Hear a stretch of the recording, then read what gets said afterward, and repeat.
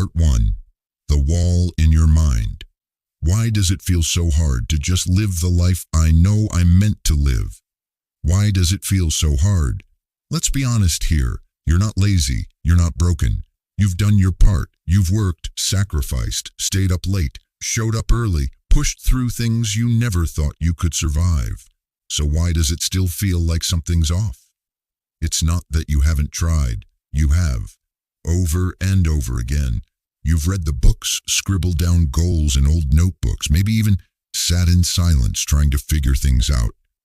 And still, there's this space between where you are and where you want to be. A quiet distance that feels louder with every passing year. Some mornings you wake up and it's all there waiting for you again, like a fog hanging over your chest. You pour your coffee, stare out the window and wonder, what happened? When did I lose the rhythm? And maybe you didn't say it out loud, but deep down you've wondered, is this it? Here's the thing no one tells you. The wall you feel isn't some tragic flaw. It's not your fault, but it is your responsibility. Because that wall, it's made out of thought. Brick by brick, laid quietly over years of expectations, fears, assumptions, and that gnawing pressure to get it right. Buddhism doesn't call it a wall, it calls it attachment, clinging to how we believe life should be, instead of accepting what actually is.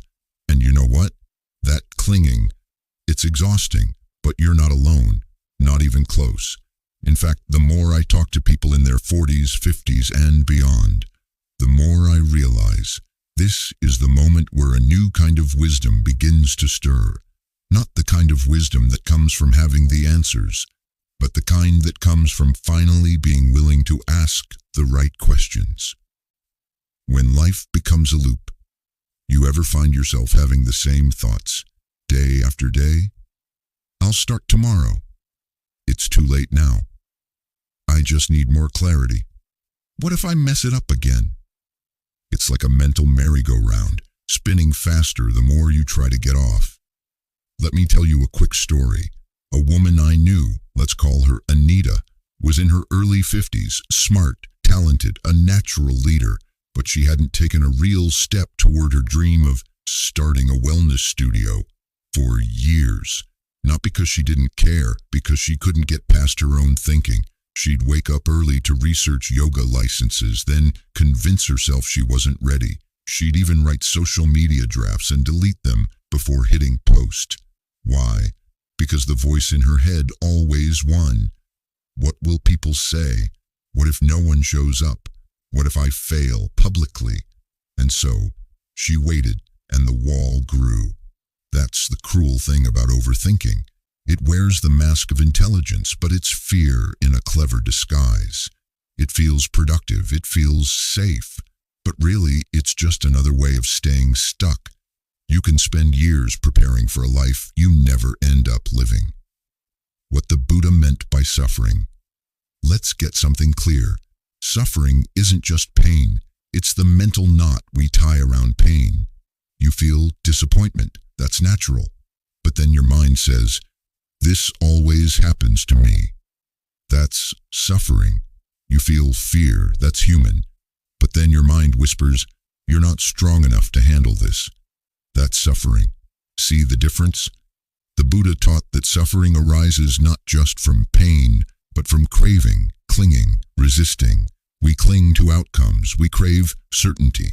We resist anything that doesn't fit our plan. And slowly, quietly, the wall builds.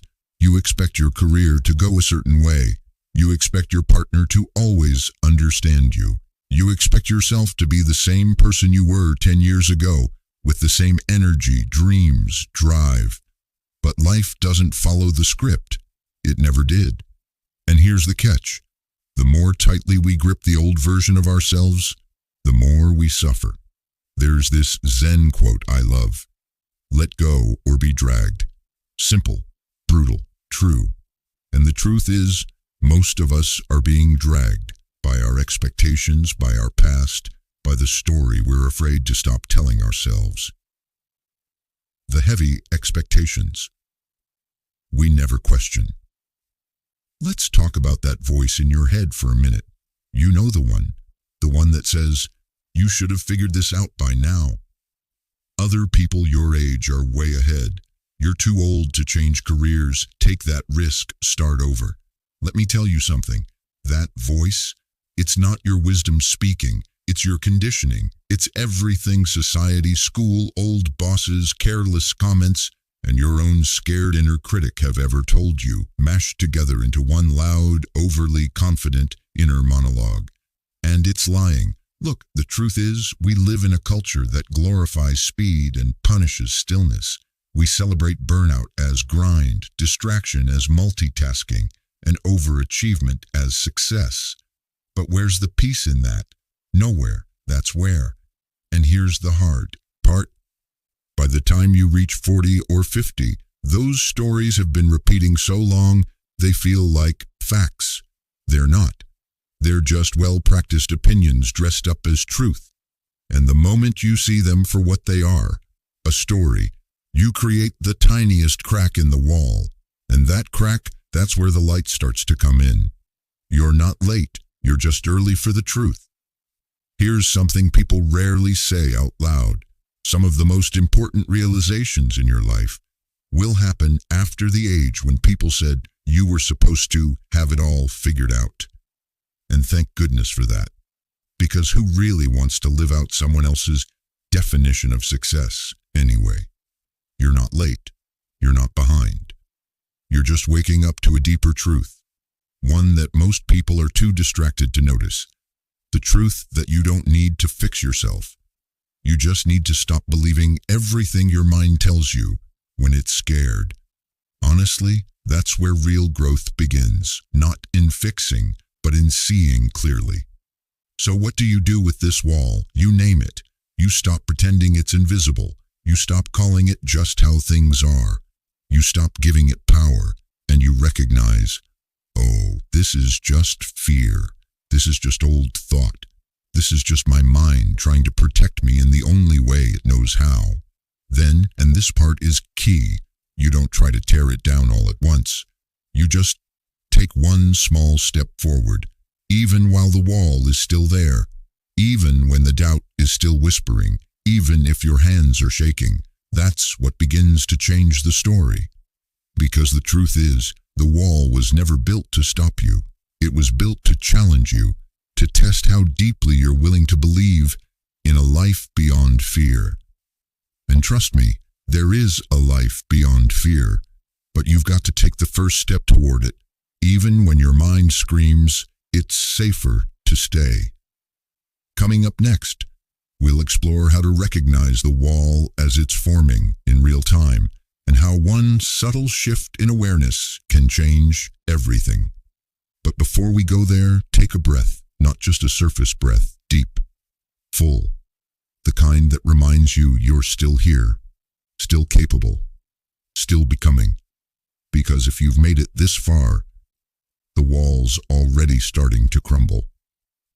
Part 2, the moment you see it. Everything changes the moment you realize you're not your thoughts. That strange silence between thoughts. There's a moment, often quiet, barely noticeable, when something shifts. You're mid-thought, maybe spiraling, maybe just drifting, and then suddenly you catch yourself. Not in a dramatic way, not like a movie scene, more like a blink, a breath, a space. You notice that your mind is doing its usual dance, overthinking, judging, forecasting disasters. But this time, instead of getting pulled in, you pause. You say, wait a minute, this is just a thought. And in that instant, something sacred happens. You see the wall, not just feel it, see it, and that's everything. The mind is a terrible narrator. Let me tell you something that might sound strange. Your mind is kind of dramatic. It's like a screenwriter who thinks every moment is life or death.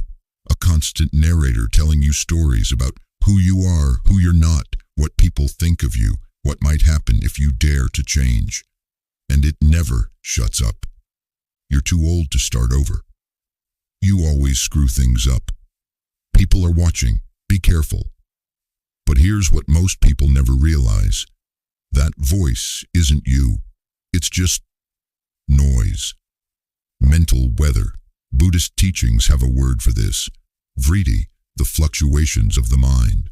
Like ripples on the surface of a pond, these thoughts come and go. They feel real, sure, they feel personal, but they're just passing waves. And when you see that clearly, even for a moment, you stop drowning in them. What you're looking from versus what you're looking at. Let's try something. Close your eyes. Picture your living room. Can you see it? The couch, the lamp, maybe that stack of mail you've been meaning to sort. Now open your eyes. Where did that image come from? You were looking at the image. But from where? Here's the strange part. You can see your thoughts, which means you can't be your thoughts, because the one who's aware of the thought isn't the thought, it's the observer behind it. That's what the Buddha pointed to. Not the idea that thoughts are bad, but that you are not them. The real you, the you beneath the noise, is already calm, already aware, already enough. You don't have to achieve peace. You have to stop mistaking yourself for the chaos. The day it clicks. Let me tell you about Ray. Ray was a project manager at a construction firm, worked 60-hour weeks, constantly stressed, borderline burnout. He had a quiet dream of writing a memoir, something about his childhood, growing up with a hard father and an absent mother. But every time he sat down, he froze. He'd hear, "No one cares, you're not a writer. It's too late." For years, he believed those thoughts. They felt true. Until one day, at a small weekend retreat, a teacher said something simple. "You are not the voice in your head. You are the one listening." That night, Ray sat by the lake in silence. He heard the voice again. "You'll never finish this." But this time, he just noticed it. Didn't argue, didn't react, just noticed. And in that moment, he said something quietly to himself that changed everything. "I hear you, but I'm going to write anyway." That was the shift. He didn't need to defeat the thought. He just didn't need to believe it anymore. Thoughts are like weather, they'll pass. It's funny how we treat thoughts like permanent truths, like stone tablets. But they're not. They're more like weather. Some days it rains, some days it's stormy, some days a random cold wind blows through and you wonder what the heck is happening. But you don't blame the sky. You don't say, "This weather means something about me." You just wait. Let it pass. Same with the mind. If you can learn to sit with it, to watch it without reacting, you'll start to notice something magical. The thought loses power the moment you stop feeding it. Buddhist monks practice this every day in meditation. They don't try to stop thinking. They just sit and watch like they're cloud gazing. Eventually, the clouds part, and underneath, stillness. A tiny practice you can start today. Here's a simple practice. No incense, no chants, no cushion required. Just notice your next thought. That's it. Pick a moment while washing dishes, walking the dog, or waiting at a red light. And instead of getting pulled into the next mental story, just notice it. You might think, "This is boring," or "I need to hurry." But instead of reacting, you say, there's that thought, like you're watching a leaf float down a stream. This practice is ridiculously simple. But don't let that fool you. It's powerful, because the more you practice noticing, the more distance you create. And in that distance, peace enters. Not because you created peace, but because you finally made space for it to return. When awareness becomes freedom, here's the moment everything starts to shift. When you realize you don't need to control your thoughts, you just need to stop worshiping them. You can still have doubt and move forward, still feel fear and take action, still hear that voice and choose not to follow it. And that's freedom, because real freedom isn't about escaping your mind. It's about realizing you were never trapped by it in the first place. You were just listening too closely to the wrong voice. Up next, we'll explore how to break free from the mental loops that keep dragging you back using small, doable shifts rooted in both mindfulness and everyday wisdom. But for now, let this sink in. You're not broken. You're just buried under noise, under shoulds, under years of mental habits. And now you're starting to come up for air. Part 3. Breaking the loop. The same thoughts lead to the same choices. The moment you choose differently, the cycle cracks. When you're stuck in your head. Again, you ever have that moment where you're just sitting there replaying a conversation that happened 3 days ago? Someone said something that rubbed you the wrong way. And now, out of nowhere, your mind's chewing on it like a dog with an old sock. You know it's pointless. You know it's not helping. But still, you're in it. That's the loop. It's quiet, sneaky, and familiar. And for many of us, it runs the show. Overthinking, self-doubt, regrets, imaginary arguments. We don't realize how much energy we spend living in our own heads. We think we're thinking our way through life. But really, we're just thinking our way around in circles. The loop feeds on familiarity. Here's the thing about loops. They're not just mental, they're emotional too. That voice that says, "This always happens to you," doesn't just speak in words. It delivers a feeling, a sinking sensation in your chest, tightness in your gut, that heat in your face. And guess what? The mind likes that familiarity, even if it hurts. It says, "See, I told you, you're the kind of person who never gets what they want." And round you go. Why? Because the brain is lazy. It doesn't like new, it likes known. It would rather repeat a painful pattern than risk stepping into the unknown.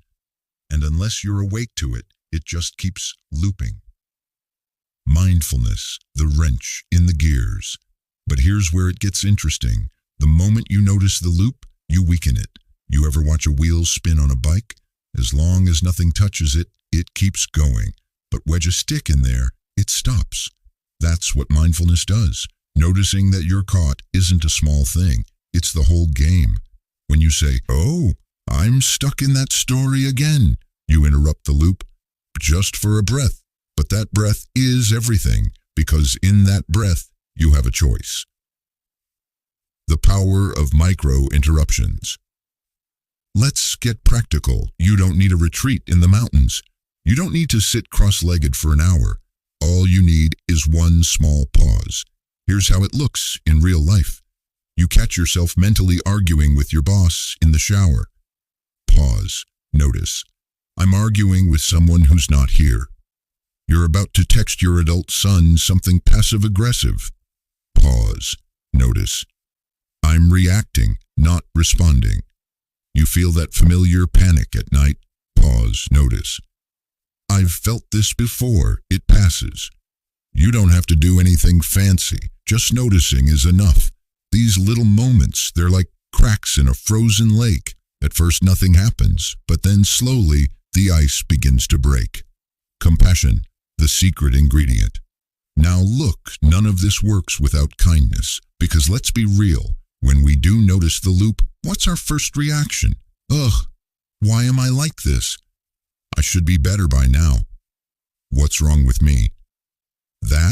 That's just another loop. The Buddhist approach, gentle awareness. You see the loop without judgment, like watching a child throw a tantrum without yelling at them. You say, "Oh, there's that old pattern again. I see you. It's okay." That softness, that's how real change starts. Not by beating yourself up, but by creating space. Real people, real loops, real change. Let me tell you about Lisa. She was 56, ran a small floral shop, and every time a big order came in, weddings, funerals, big corporate events, she'd panic. Her hands would sweat. She'd overplan, stay up late. Then the day before, she'd get sick, literally sick. Nausea, migraines, the works. For years, she thought it was just bad luck or poor timing, until a friend asked, "What if your stress isn't from the events, but from how your mind talks about them?" That landed. She began journaling, not about the events, but about her thoughts before them. Turns out her inner loop always said, "You're going to mess this up." every single time. So she started small. Every time the loop kicked in, she wrote it down, smiled gently, and said, "That voice is old. I'm not listening today." Over time, the symptoms faded. She still felt pressure, sure, but she wasn't trapped anymore. The loop lost its grip. One question that can break any loop. Whenever you feel stuck in your head, ask yourself this: what is this thought trying to protect me from? You'll be surprised at what comes up. Maybe it's trying to keep you from embarrassment. Maybe it's afraid of failure. Maybe it's scared of being seen. But here's the kicker. You're not that version of yourself anymore. That loop may have made sense then, but it doesn't have to run your life now. You get to update the script. Start small, go slow, stay kind.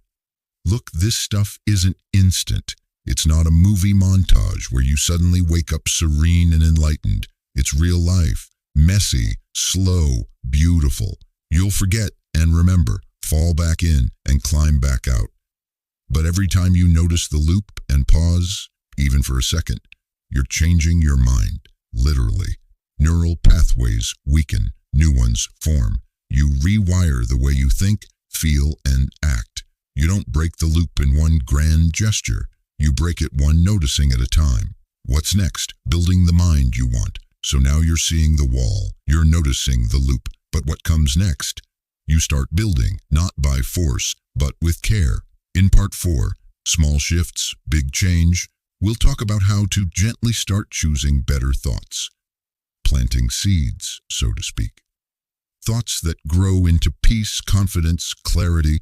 But for now, remember this. You're not broken. You're just stuck in a habit. And habits can be changed. Even the ones you've carried for decades. Great, let's roll right into part 4. Small shifts, big change. Part 4, small shifts, big change. You don't need to leap, just lean in a new direction. Not everything needs to be a breakthrough. Let's be honest.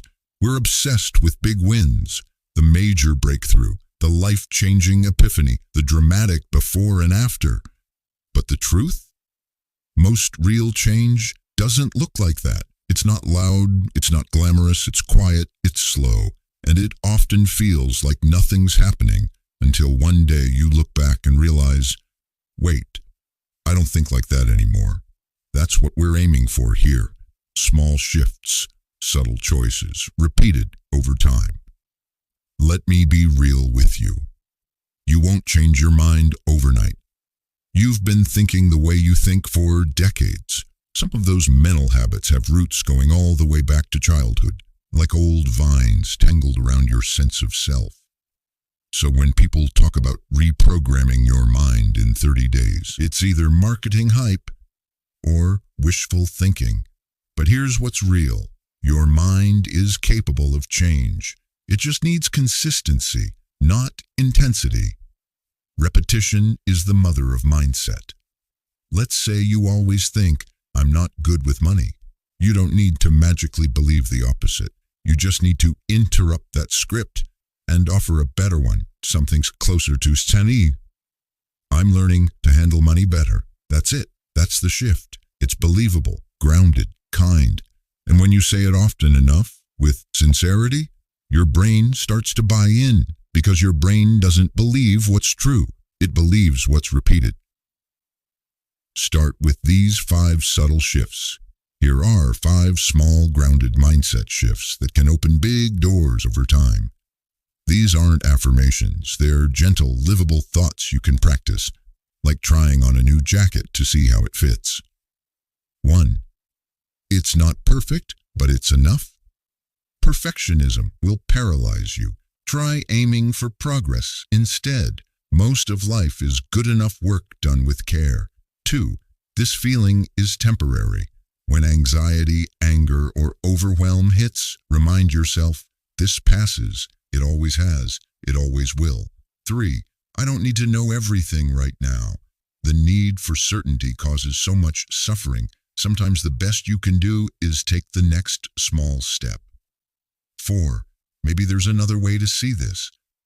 This one creates mental space. It doesn't force optimism. It just invites curiosity. 5.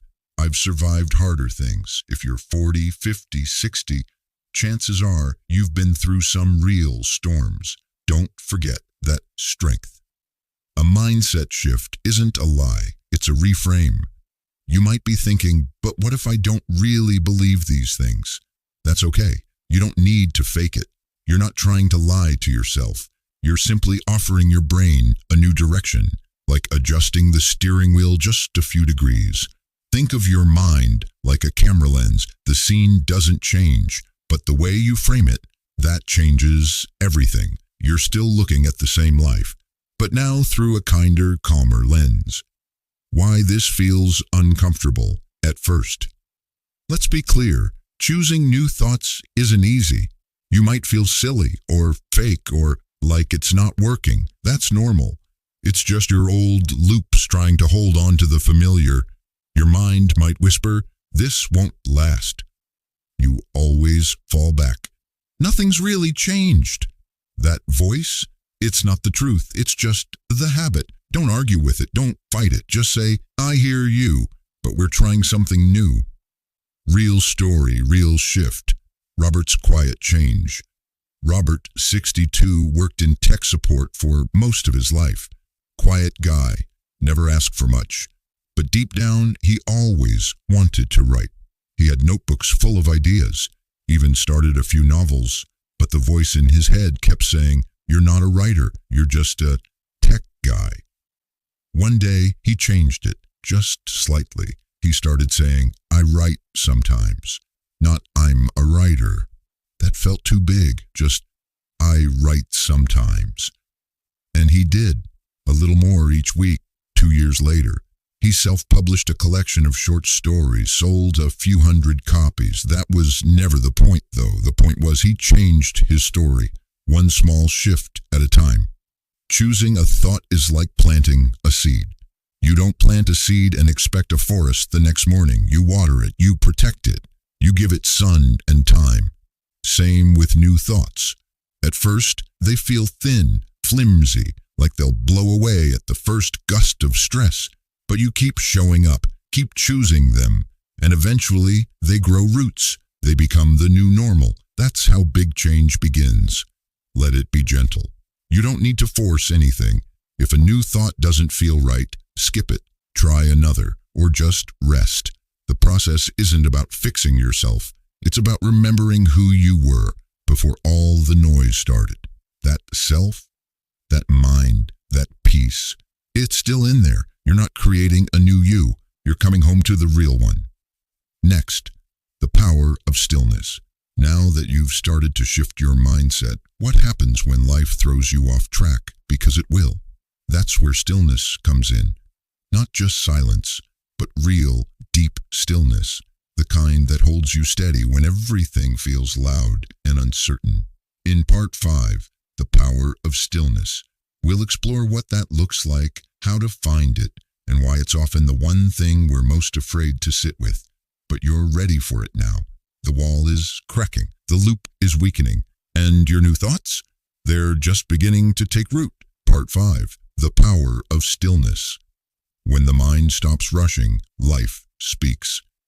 Stillness isn't laziness, it's strength resting. Let's clear something up right away. Stillness isn't about doing nothing. It's not checking out.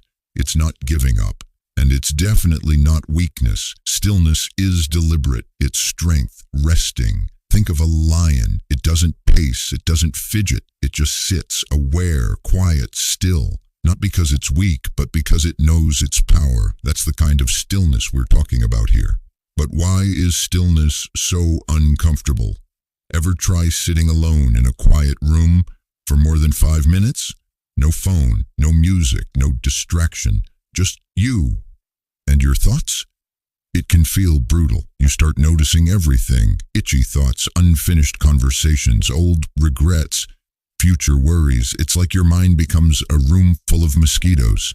And that's why most people avoid stillness, not because they don't want peace, but because stillness makes all the inner noise louder at first. But here's the twist. The noise is always there. You're just finally hearing it. Stillness doesn't create the discomfort, it reveals it, so it can start to clear. Stillness is the space between thought and reaction. Buddhism teaches something incredibly subtle and wise. Between stimulus and response, there is a space, and in that space lies freedom. When you're constantly moving, rushing, reacting, you miss the space. Life becomes one long blur of impulse and noise. But when you slow down, even for a moment, you start to notice, I don't have to reply right away. I can choose not to argue. I'm feeling tense. What's really going on here? Stillness gives you that pause, that breath, that room to respond instead of react. It's like emotional aikido. You stop absorbing every blow and start flowing around them. A true story. Grace in the pause. Linda, 56, lost her husband unexpectedly. No warning. One day he was fine. The next, he was gone. In the months that followed, everyone kept saying, "Stay busy, Linda. Keep moving. It'll help." So she did. She cleaned, cooked, volunteered, worked overtime, filled every second, until one morning she sat down with a cup of tea and didn't move. She said later, "It was the first time I let myself feel the full weight of it. I cried like the grief had been waiting for me to sit still." That stillness didn't fix her pain, but it held her in it. And slowly it began to heal her, because the heart doesn't need constant movement. It needs space to breathe. Stillness isn't always quiet. Here's the thing. Stillness isn't about silence. It's about presence. You can be still while walking in the woods, while cooking dinner, while listening deeply to someone without planning your reply. Stillness is a quality of attention, not a lack of sound. It's when you stop trying to control everything and just be with what is.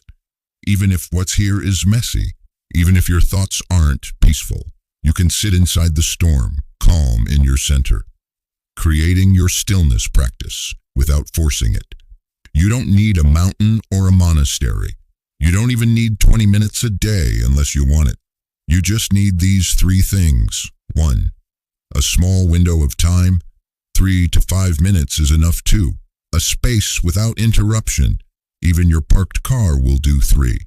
A willingness to feel, not fix, not judge, just feel. You can sit or lie down or sip tea by a window. Let your thoughts come, let them pass. No chasing, no editing. And if you need a phrase to anchor you, try this one.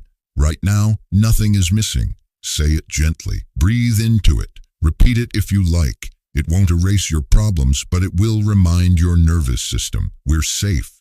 We're here. We're not in a hurry. What stillness teaches the mind. The more time you spend in stillness, the more your mind learns that. You don't have to react to every thought. You are not your moods. You can witness discomfort without needing to fix it. Peace isn't something you chase. It's something you notice, and once you notice it, you'll start craving stillness, not avoiding it. You'll seek it like water, like shade on a hot day. Stillness is the foundation for everything else. Want better focus, more patience, more clarity about what matters? It doesn't start with a productivity hack. It starts with stillness, because only in stillness can you see what's actually important and what's just noise in your head. Stillness doesn't give you answers. It gives you the space where answers can finally reach you. Next, when life breaks the rules. After we sit with stillness, something strange often happens. Life throws us a curveball, a change we didn't ask for, a loss, a disruption, something that doesn't follow the script we were writing. What then? In part 6, when life breaks the rules, we'll explore what happens when the ground shifts,